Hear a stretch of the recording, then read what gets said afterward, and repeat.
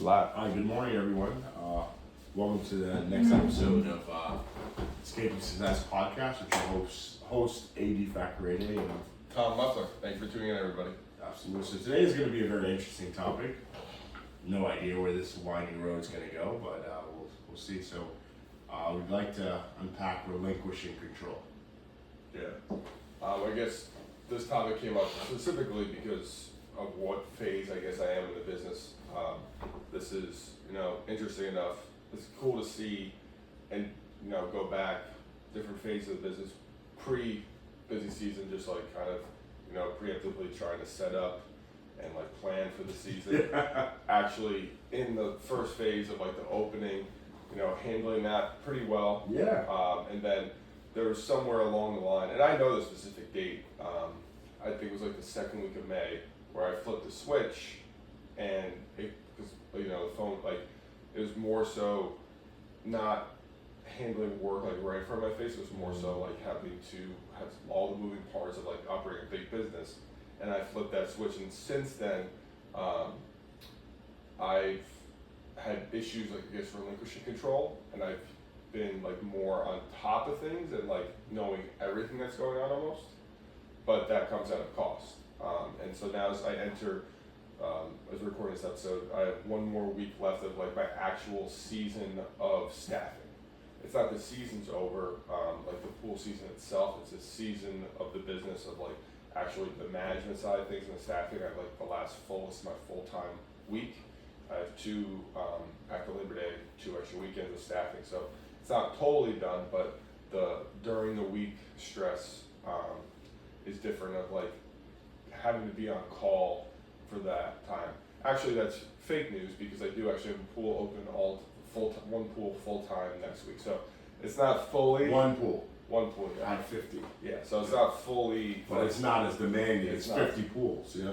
Not as demanding, but still, like it's actually sometimes the end is like the extra weekends. Just from past experience, is sometimes worse because it's hard to get people to staff those pools. Cause like people are just like tapped out. The managers are back in school, so they're like, I'm done with pools, and so it's usually more of a hassle than it's worth. Yeah. This is my prior experience, but we'll see. But going back to the original statement, relinquishing control, something that I honestly had fully not done with the business.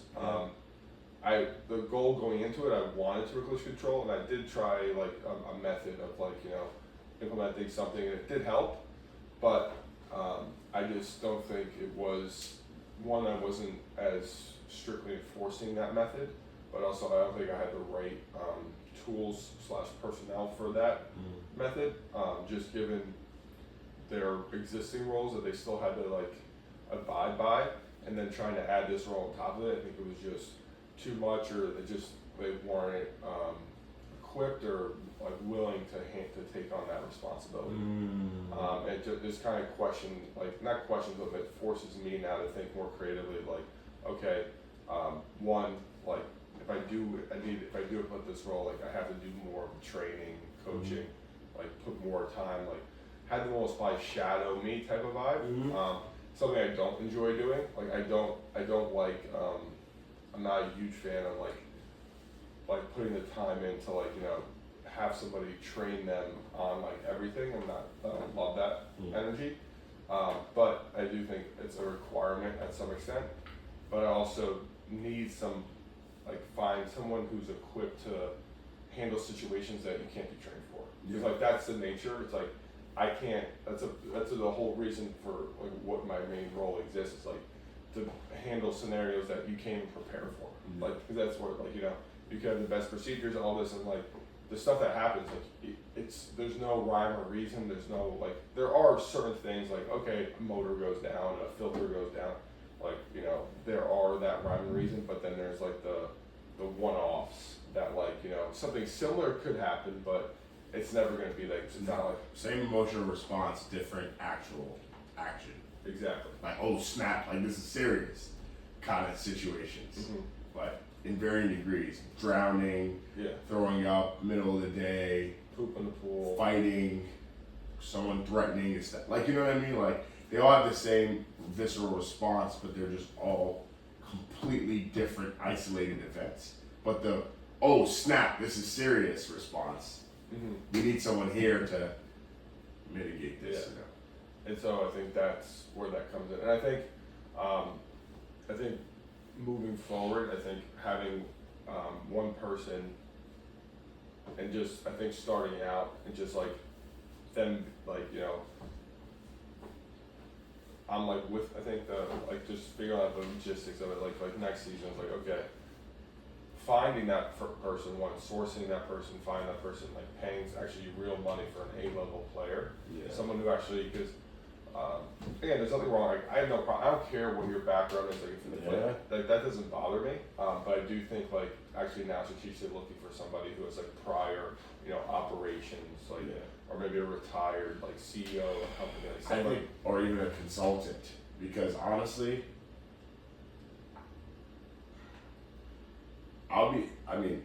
like, play devil's advocate, I don't think one person can do that job.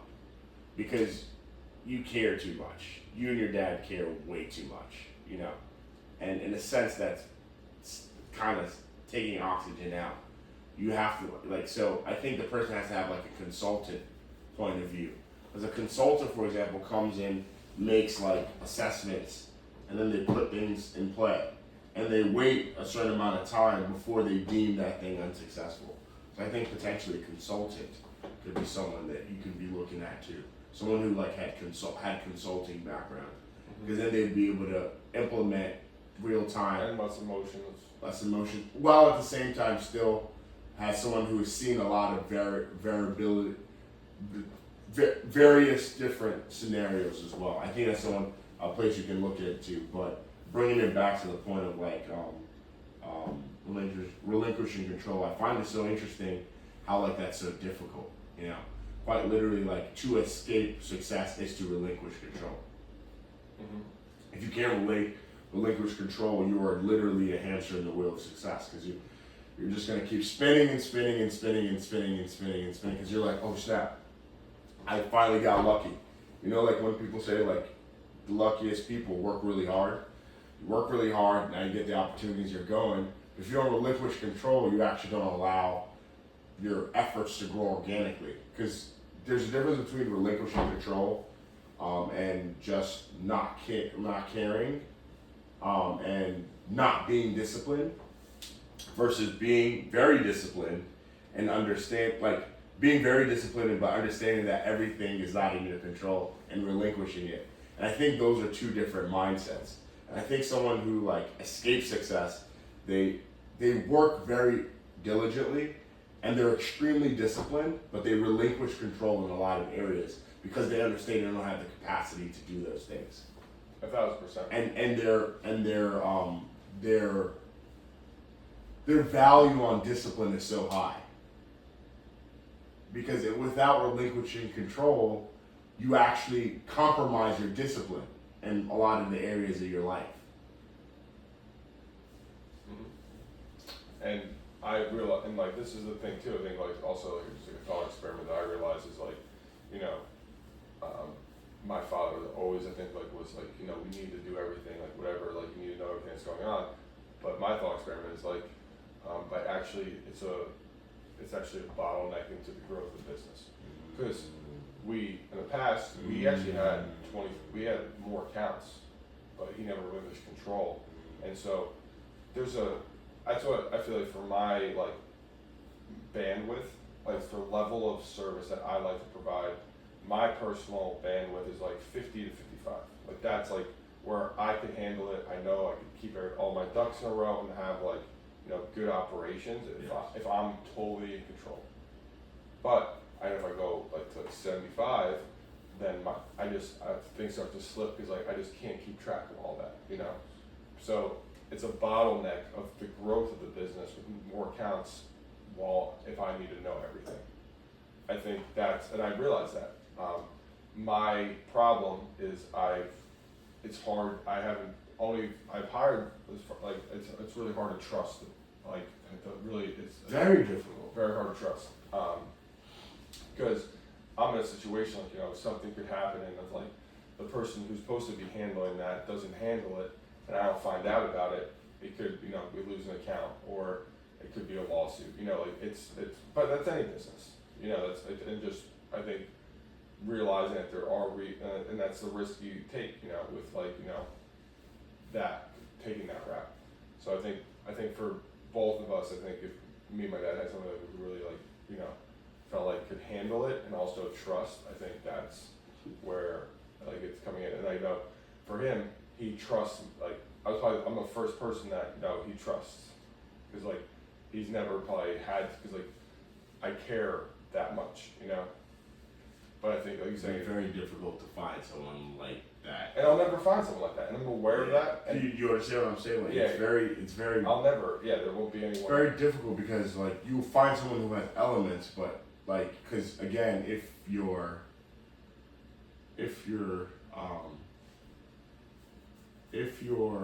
objective or your expectation to relinquish control to someone is someone who cares as much as you do, I don't you're want setting to, yourself up to fail. 1,000%.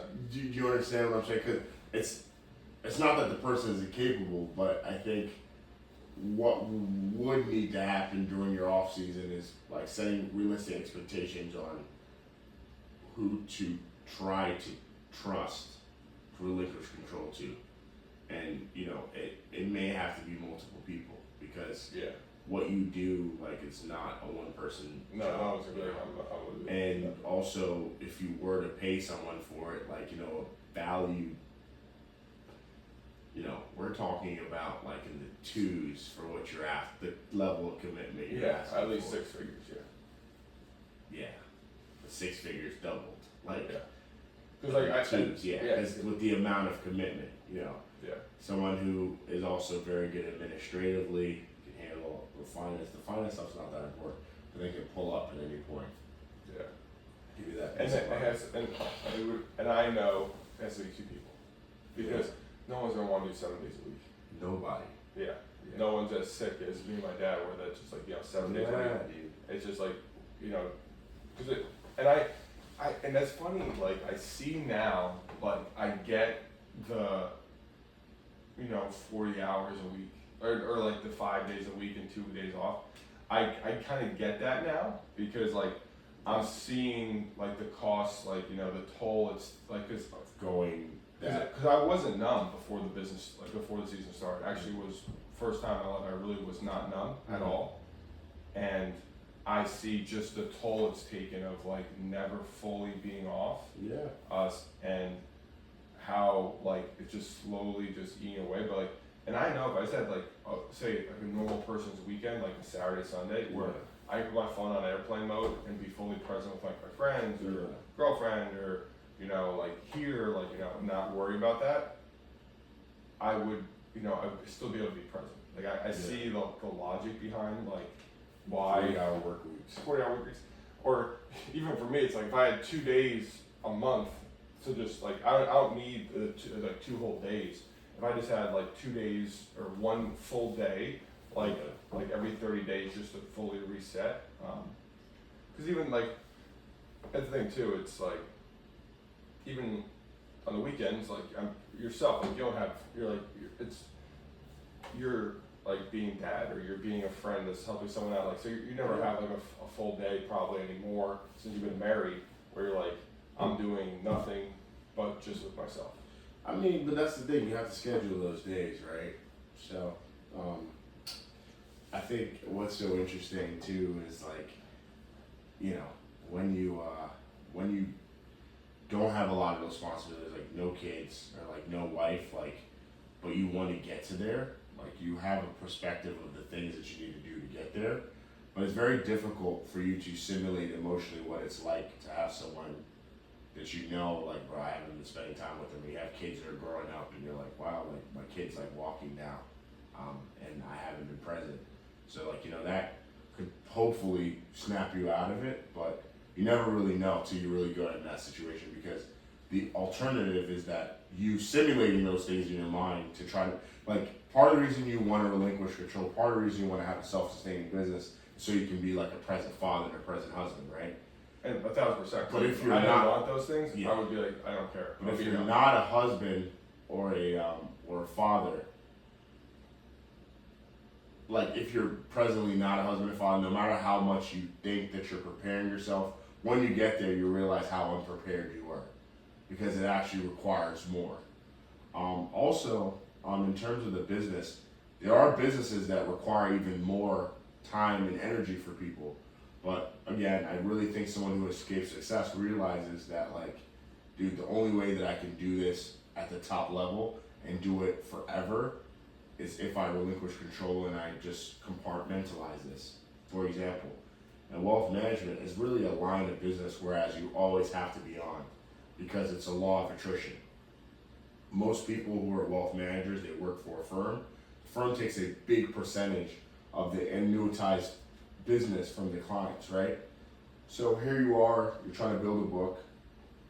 People are dying, the heirs are inheriting their assets and they're moving outside. So there's always going to be some element of attrition in your book. So in other words, you always have to be spinning the wheel, right? But how do you do that in a way that's organic without being burnt out? Because wealth managers can work 9 days a week if they could. Because most people are available on the weekends or at odd times because they're working. Like most of the people that they work with are high functioning workaholics, basically. People who are like very extremely passionate about what they do, and they drive a lot of value in the world. And someone drives a lot of value in the world that they can not only save, but they have surplus of funds. Just one of two things is happening. They're either retired or like they're in the thick of it, right? So they're only available at odd times. Therefore, during the waking hours, you hold up to your company's prerogative and you're available. But then really at the after hours, you have to be on. So it's like, how do you kind of mitigate? How do you, how does one like now navigate that? And my philosophy is like relinquish control, because like if I'm like so wound up and pent up about it, that's not going to assist me in achieving my goal. Like quite literally, it's going to stunt my growth. Like I don't want to limit my capacity to 250 clients because I'm trying to hold everything. I rather be organic, and if it's 1,000 clients, I'm good. You know what I mean? But if I'm like trying to do everything in my own will, I have such a limited capacity, because again, I'm trying to lead a life of discipline. So that discipline that I am exercising in areas of my life, in my marriage, as a father, as a son to my dad, as someone who's trying to like be a disciplined one in the gym and in fitness, it's taking away from a lot of that capacity to be like a top advisor. And I think that's really where faith bridges the gap, because like it's easy for me to relinquish control to someone who like is there, like like God. Like there's relinquishing control, like everything's gonna work out. But then there's relinquishing control to the master creator, person who created you in the world. That's vastly different, because if you're just relinquishing control for relinquishing's sake, okay, who's gonna take care of it? But it's like, well, actually, I'm gonna relinquish control to the master of the universe, the person who actually like created me, the person who actually knew me in my mother's womb, the person who actually like knows the desires of my heart and even put the inspiration in my heart, in my dad's heart. Like, so like it's like deeper than that. So it's like being secure in the trust, knowing that God literally had known about all of the issues that were foreseen in this in the business, and it may even be possibly deeper than that, in that the reliance of relinquishing control is so that I rely on Him.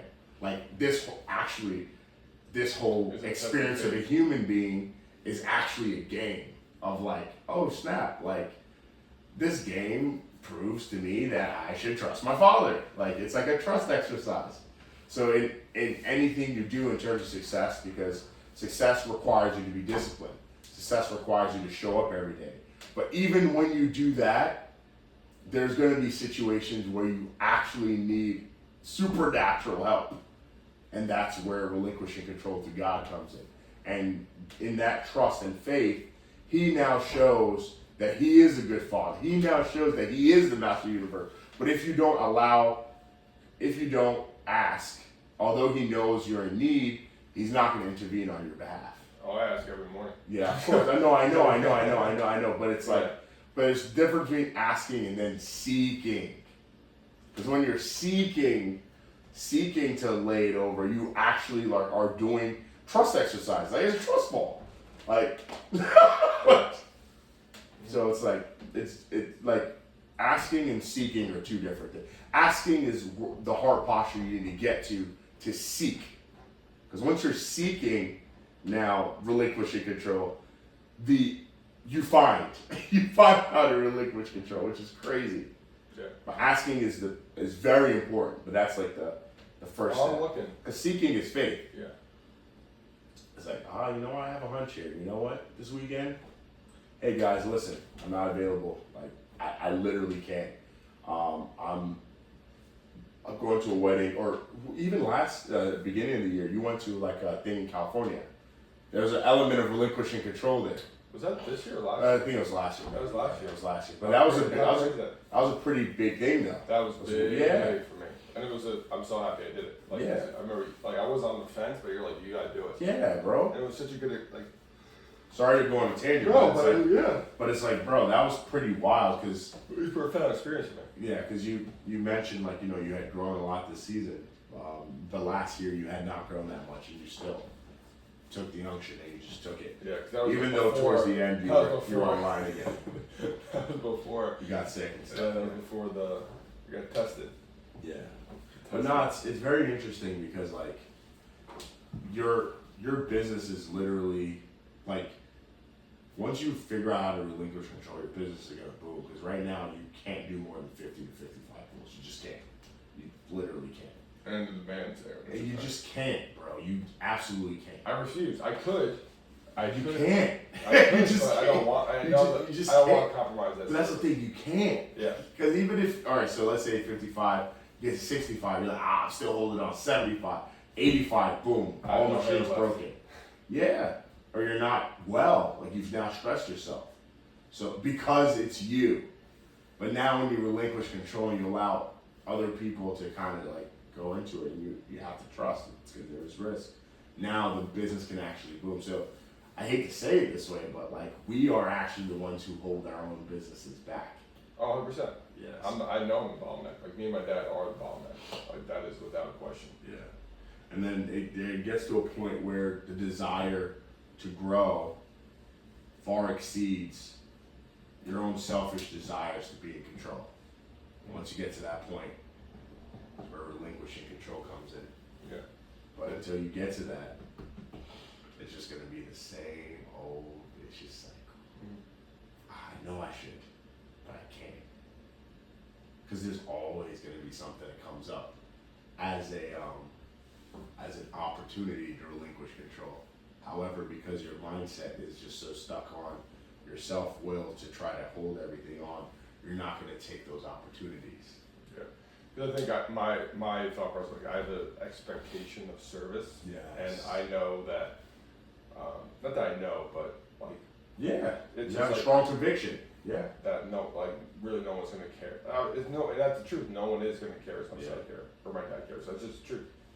And that's like, you know, no one's going to want to go at 9 o'clock at night on a Friday and go shop the pool. Yeah. You know, A lot of people won't. Because you don't either. yeah. I don't want to do it, but I do it. But you don't have a choice. You You do it. You know, you do those things. And I think, and the other side of this, which is like, honestly, I think maybe the real underlying fear is not being, once I do, you know, say hire 2 A-level people, Yeah. it's like kind of identity crisis. Yeah, because your dad went through that. It's identity crisis. Like, okay, now that Who am the I? business doesn't need me, what do I do? Like, who am I? Like, who am I without this? But then I think I don't think, again, it's just like, you know, Super true. You're talking real now, so keep going. yeah, it's like, that's like the next, like, that's gonna be, it's a real thing. It's like so much of my identity, and I was aware of this before, like, this season, like, I kind of this winter worked on like figuring out who I am, and like I'm not just, you know, Tom, the CEO of Left Hook Pools. Like, you know, that is a big part of my life, but it's not all I am. But I think it's like, okay, break down. It's like, okay, like who am I now, or what do I do with my time? Because like so much of my time is like just managing the whole system. It's like, okay, but I think that's the beauty of it, is like I could almost be in that winter mode of like choosing, okay, like think consciously, like, okay, what do I want this day to do? Like, do I want to focus on like, you know, bringing in new clients and sales to the business? Do I want to focus on like, you know, like actually pulling the numbers and like running like analysis and seeing like where we're losing money here? Like, you know, more of the tasks. I think that's the thing, is like it's gonna be more like I'm in winter, if that makes sense. Yeah. Once I really relinquish control and get A-level people, my days are gonna look similar to like January, February, December. Of course.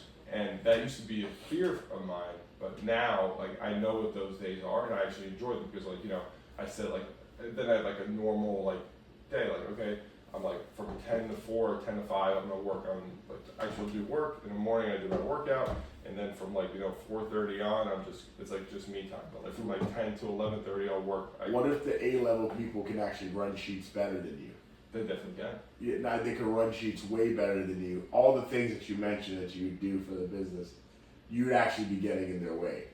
Or they would just be taking it just to appease you, like, oh yeah, thank you, Tom, we'll look into it. Yeah. And they already had the sheet. Yeah. And so I've never been in a situation where I've had like people like go like above and beyond, like take work, like do stuff like that. But I know those people exist. Like your HR person. Yeah, and he's the first example I've ever had of someone like that, and he already has a full-time job. Yeah, so imagine if he was full-time with you. Yeah. Difference it would be. So. Yeah. And so I think it give me a glimpse of like what, you know, like. It is possible. I just don't think it's one person. No, it's not I gonna don't be. think so. It's because it'd just be, it can't, and that can't be, but like they would be burnt out too. Yeah, and they wouldn't be in office that long too. You know, it might last like half the season. Like, you guys are crazy. Well, a whole season just be like.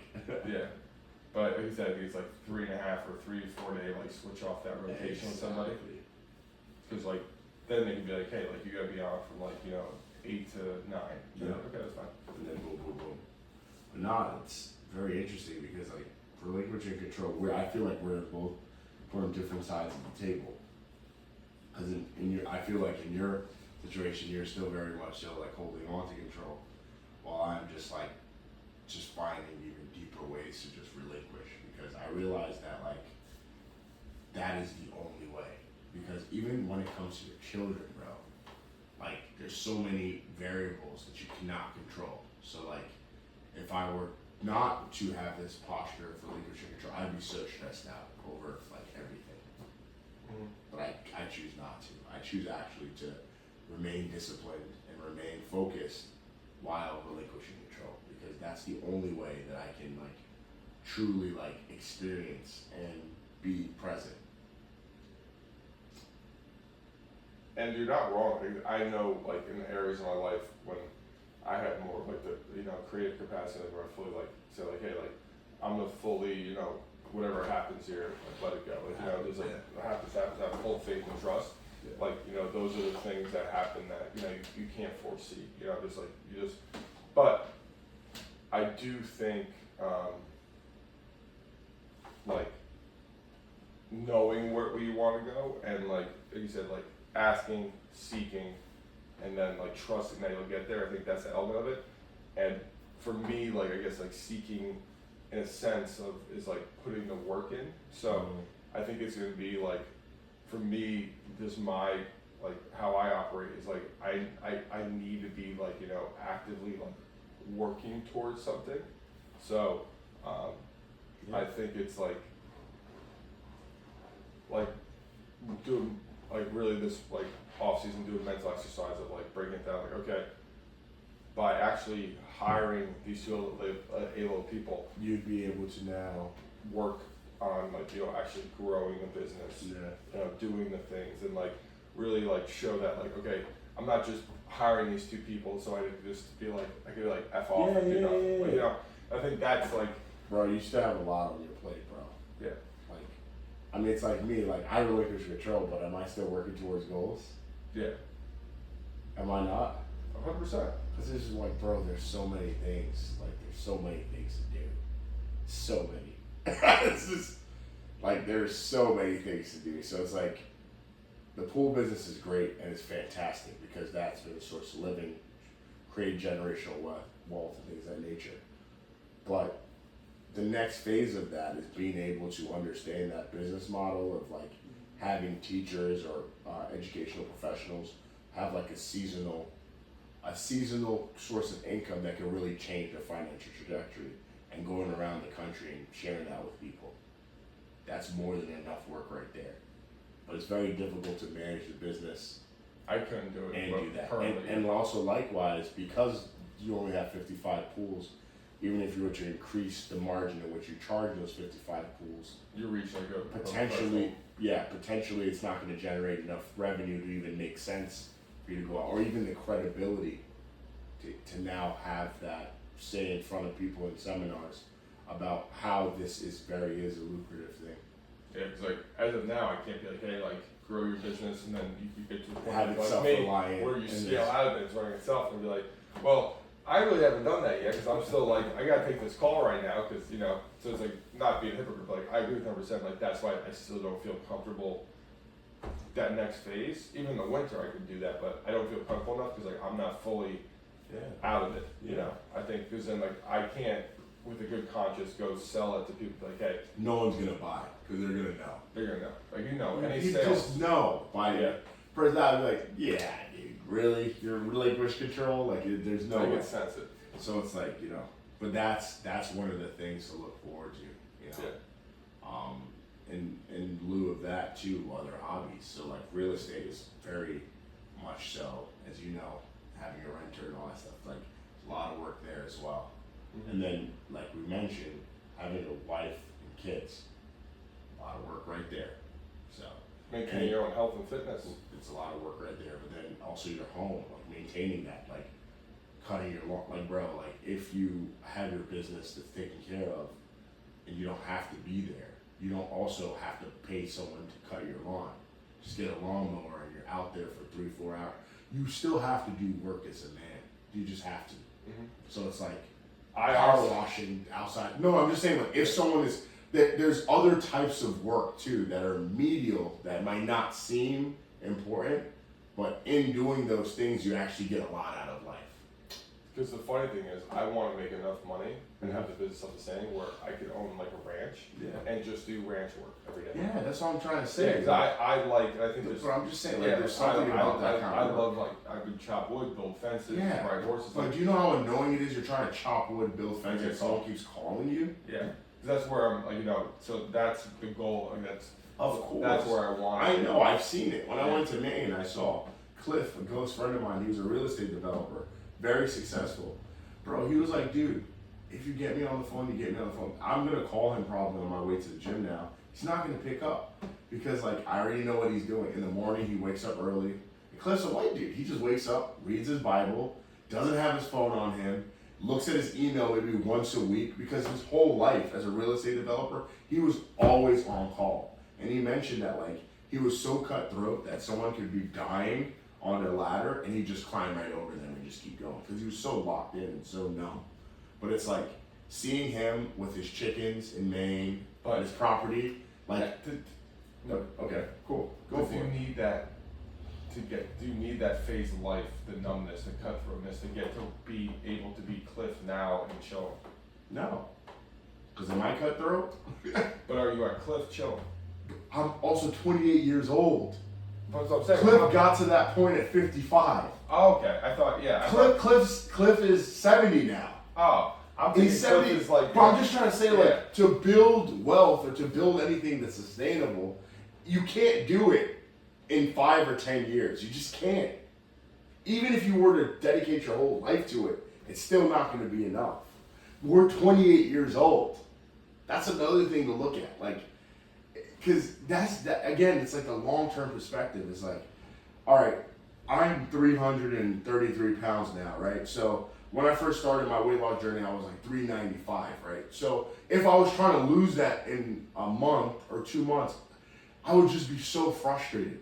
But if I was like, you know what, I'm just gonna lead a lifestyle where like over the next 40 years, I'm just gonna get to like a good weight, just do a little bit of something every day, and actually not necessarily put an actual, like have like direction in terms of goals on a quarterly basis and weight, but like you would actually go a lot farther than that. So like part of like relinquishing control too is also realizing that this is a long game and not a short game.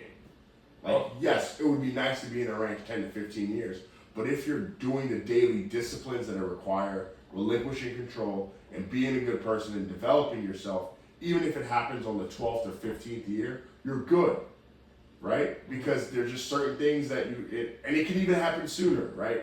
Or later. But I think also there's an element of like time. So yeah, Cliff is 70, I think he's 72, 73 years old now, you know, and he's been retired now since like 53, 52. But it's like, they tried Florida, that didn't work, they tried PA, now they're in Maine. Like they've been in Maine for like 10 years. So, you know, in the coast of Maine, now they're a little bit inside of Maine. But like, it's like, he realized that like, bro, what's the point? Because the issue too is habitually not relinquishing control. It makes it harder to relinquish control because it's been a habit for so much of your life. So that's another, and also working hard. Like he worked so hard that at 52, he's like, bro, I literally am not even working for money anymore. I'm working for the ideology of just like, now people trust me with these big deals and I'm crushing them. Like I'm structuring these deals so nice and I love the flow of work. I love taking my cup of coffee at 6:45 a.m., sitting in front of my system at like 6:50, and then the first time I look up, it's 3:45 p.m. And I'm like, oh snap, I need to get a wrap. And then like eat something real quick. So I eat, sit down, look up, 10 p.m. Then I have to go to bed. That's Cliff's life. Like, could you imagine that? Like literally looked forward to the time warps. 6:50 a.m. to like 4 o'clock basically. Just absolutely just in the firing hose. Which is very similar to what you mentioned about like the flow of work. And then looking down again, looking up at like 9, 10 p.m. That's crazy. And doing that now for 25 years is, of course you're gonna build a lot of wealth with that, right? So he's numb and all that stuff, but there's so much that he misses out on. So like now it's a relationship with the children, things of that nature. So like now his kids have grandkids, but it's like there's so much time that was lost in between. Obviously those things are trying to get redeemed now, but now you look at your life, you're like, wow, like I slaved away for 30 years of my life. And I still could have made great money and still had experiences. But I decided, or because of lack of knowledge, I took the route that had no emotion so I can just get through it. So, yeah, man. It's a choice. That was like the full like spiel of Yeah. that whole stuff, but 100% is a spiel. I mean, 100% is a choice, sorry. Mm-hmm. So, Yeah. that note. Thank you for tuning in, everybody. Yeah, we got That was real great. deep, yeah. That was great. Appreciate you. Yeah, man, but it's a decision, bro. It is. It's a decision. I've already made mine, so Mm-hmm. it's a matter of